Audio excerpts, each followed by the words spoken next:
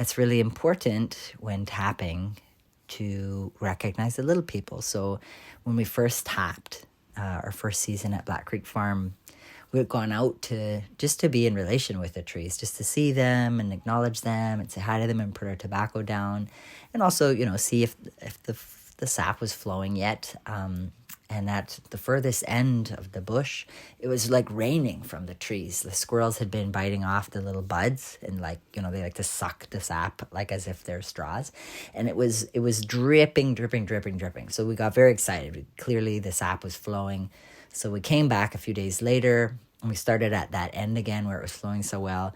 We put in our taps, but we were eager and we were kind of rushing through it. And it wasn't until we got a little bit further down that we slowed it down, and we were a bit more intentional with our practice of honorable harvest. And we were putting down the tobacco, but there was just a rushed excitement of it.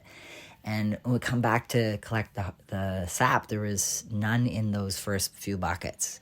Even though it was still dripping from the tree, it was not coming through. So we're trying to adjust the taps, and it wasn't flowing. And then I had a conversation with a fella that I know from community who's from the United of the Thames, and was talking about this happening. And he said, when I was a youth, I went out with my pals to set up some buckets, and we put a bunch out, and we came back the next day, and all the buckets were on the ground.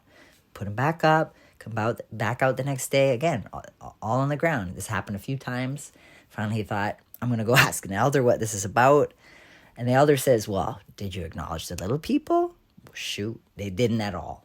He said, well, now not only do you need to acknowledge the little people every time you go out there, but you're going to need to feast them. You got to bring a spirit plate out.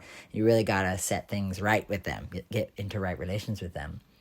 And he went on to say the elder was very specific that when you put your tobacco down, it has to touch the ground, that you actually have to get your finger dirty, open the earth up a little bit to really make that connection, that spirit connection, so that it can send across, the rhizosphere through the trees so that the little people will hear that.